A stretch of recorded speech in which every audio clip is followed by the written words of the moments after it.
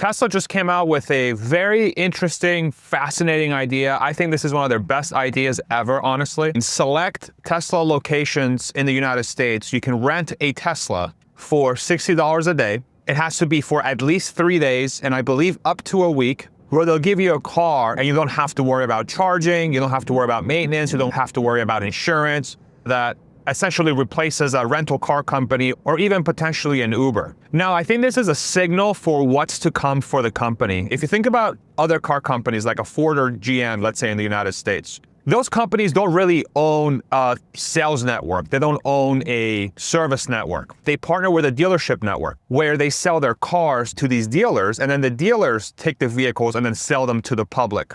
Or they come up with different ways of using the cars. They might have fleets or whatever.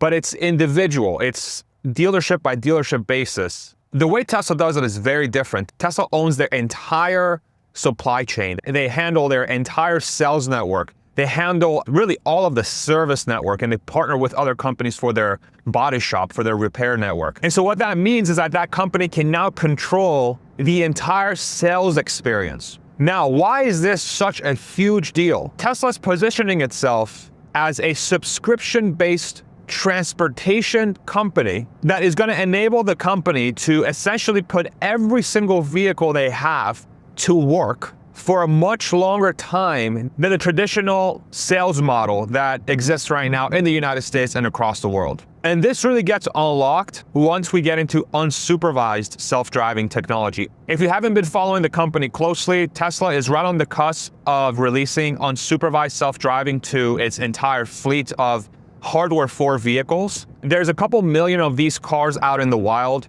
that have the latest hardware. And with a software update, Tesla is going to enable drivers to no longer have to pay attention. Last week at their annual shareholder meeting, Elon Musk announced that in the next month or two, the company is going to allow Tesla drivers, Tesla owners, to essentially text and drive, meaning that they don't have to pay attention to the road anymore. But if a cop drives by you, and they see you on your phone, you're gonna get your ass pulled over, okay? So I think they're talking about it from a technical perspective and less so from a, hey, this is going to be legal perspective.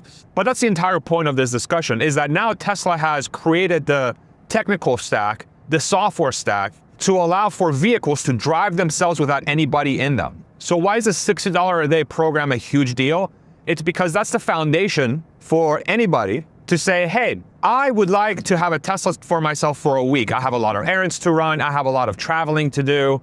It's going to be good for me to have a car that I don't have to pay attention in to take me from point A to point B. What would traditionally happen is that somebody would hail an Uber, or maybe they'll rent a car from Hertz or Budget or whatever, all these other rental companies. Now Tesla's going to have a value proposition in the very near future that says, okay, don't worry about those guys. Just go in the Tesla app, right? Or go on the Tesla website and pick whatever car you want. I want a Model 3, I want a Model Y or whatever. Great, perfect. Click buy.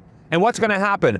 A car will just show up where you live. Why? Because Tesla's vehicles drive themselves, okay? And then for the next however many days or however many weeks, you're gonna be able to rent or subscribe, let's say, to the Tesla network, to the Tesla car experience. And instead of owning a car that you have to maintain, that you have to insure, that you have to repair, instead, you get into the pool of self-driving Teslas, and you can decide if you want to keep one for an extended period of time, if you want to buy one outright, or if you just want to use it for a ride. Because when the driver is removed and the cars drive themselves, all of a sudden, these assets, these transportation units, become way more flexible, to the point where Tesla's entire fleet, instead of sitting idle at, say, someone's driveway or a parking lot or a service center parking lot or a sales parking lot, Tesla's going to be able to pull these levers. Tesla's going to have these capabilities to put these transportation units to work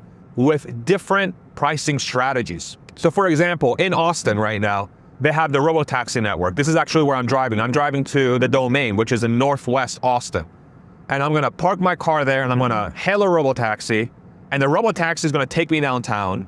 And the reason why I'm doing that, it's because the cost of parking downtown is really expensive. Versus if I just drive to the Domain and then hail a robo-taxi downtown, the parking at the Domain is going to be free for me because they have all these free parking decks all over the place. I'm gonna park my car, and then the robo-taxi is gonna take me downtown. That's gonna be one method that Tesla's gonna offer transportation to the public. Then the next pricing tier is gonna be, okay, I actually wanna use it for multiple days. You know, I don't just wanna use it for a ride. I need it for 3 days. I need it for 5 days. Okay, cool. Here's the quote-unquote subscription model. The short-term subscription model will charge you $60 a day. Keep the car. Just keep the car. And then when your term is up, when you're ready to send the car back, go on your app and be like, okay, thank you very much, go back. And then the car will drive itself back to the place. And while you had the car, again, you don't have to worry about maintenance, you don't have to worry about insurance, you don't have to worry about charging, supercharging, because the supercharging is part of the deal. And you won't have to drive either, because the car drives itself. And then I'm sure they'll come out with a long-term subscription model. Okay, so instead of $60 a day, we'll charge you $500 per month or $600 per month. You don't have to enter into any sort of like, you know, loan agreement or nothing. It's like going online and subscribing to like, you know, the New York Times, or pick your favorite subscription website, freaking HBO Max or YouTube TV or ESPN. And then what the company is gonna do is they're gonna send you again a car for the month, and then you'll be able to use it. You don't have to worry about maintenance, you don't have to worry about insurance, et cetera, et cetera, et cetera. And then you can cancel anytime. Okay, I'm done. You know what? I'm done with the car for now. I'll pick it back up in 2 months. The car drives itself back. Or you can take it another step and be like, you know what? I'm just gonna own the freaking car.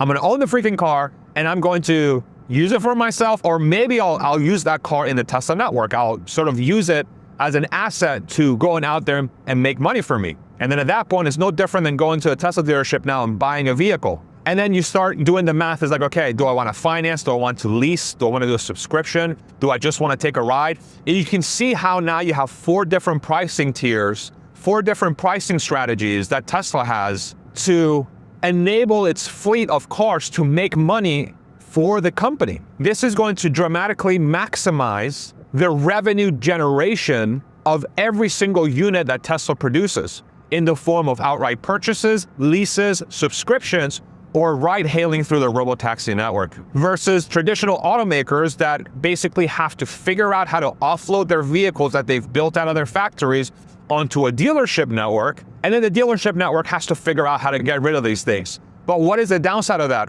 What happens anytime you drive through a dealership lot? What's the one thing that always stands out? Damn, there's a lot of cars here, right?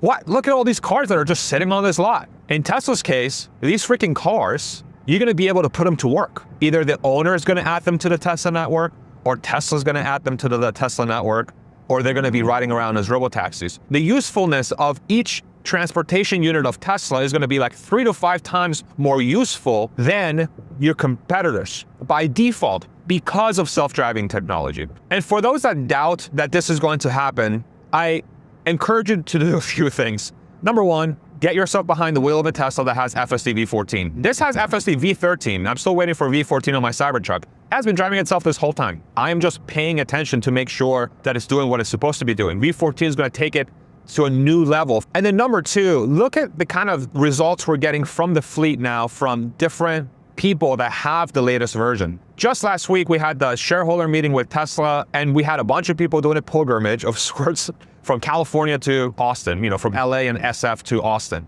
where they get into their V14 cars, they put on FSD V14, and the car is taking them from parking lot to supercharger to parking lot, you know, to their destination in Austin, without them having to press the steering wheel or pedals. The car is automatically taking them out of parking lots and automatically parking them in supercharger spots. To the point where we have people like Omar, look at his results. He took a 3,500 mile road trip. Every single one of those miles was on FSD, and 0 miles were driven. 0. And of course, you need a lot more data validation. You need a lot more time to prove this out across the entire fleet. But you can very clearly see that the foundation of this software, the capability of the software, is there. The likelihood that Tesla is going to achieve this is the highest it's ever been, and it's significantly higher than any other player at scale. When people say, well, look at Waymo, Waymo hasn't figured out in the cities. They've done a phenomenal job getting up to this point. It took them years to reach this point.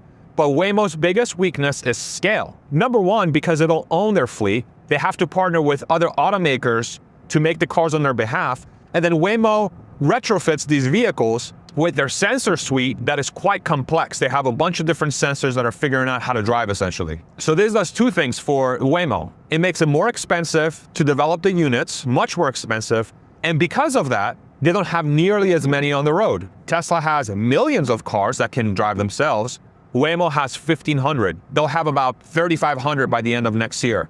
And after that, they may have somewhere around 5,000 to 7,000 units if their partnership with Zeekr starts proving out, which I hope it does. But the pricing strategy that Tesla now has, moving forward with the self-driving technology, is unbeatable, because they're going to be able to find customers that would need transportation in different ways with their entire fleet, because it drives itself. When the cars drive themselves, you don't have to worry about the driver and them being misallocated, like just sitting in a parking lot doing nothing, because that person's time is valuable, as it should be. They're a human. Their time is valuable. But if you don't have them human anymore, guess what? All of a sudden, you can start dropping robo-taxis in people's, freaking driveway well ahead of time of them needing to hail the car. And the cost of keeping that robo-taxi there is next to nothing, because you don't have a person to pay. Oh, and by the way, while people are sleeping, those transportation units, those self-driving Teslas, can probably do package delivery for Amazon, or can move parts or materials from one business to another. And then once Tesla figures out this human or robot, you stick a human or robot in there, and you, again, load it up with packages, and you start selling these things to Amazon that says, hey, if you want, instead of using your own vans and hiring people, just use the Tesla network and, pair it with a freaking human or robot. And the cost per unit delivery is going to be lower than if you were to use your own trucks, because you don't have to pay an individual to do that for you. Oh, and by the way, we'll manage the fleet. You don't have to, partner with Rivian and sink a bunch of money in a company that makes phenomenal products but is bleeding money, okay? Just let us handle that for you. Let us handle the logistics for you. You see the doors start to open, right? Every possibility starts to appear. So I encourage everybody who's not paying attention to this to pay attention to this. I don't want anything that I say here to be investment or financial advice, but I will tell you that if you're looking to understand how the world is going to change because of artificial intelligence, this is the most perfect example in the physical world. The cost of transportation is plummeting. The utility of transportation is exploding, meaning the usefulness of transportation is exploding now that these transportation units can drive themselves. It will dramatically lower the cost of transportation, but it's also going to displace a lot of labor. And those two things go hand in hand, and we have to figure out how to navigate this thing together. If you want to keep up with these updates, if you want to understand more about how this is going to impact the world, I strongly encourage you to check out my website, farzad.fm, and become a member. We have exclusive live streams with myself and my community, exclusive content. I have research and models on the website related to Tesla's businesses, and a lot more to come. I hope this video was informative and helpful, and we'll see you in the next one. From my self-driving Cybertruck. Love you guys. Take it easy. Bye.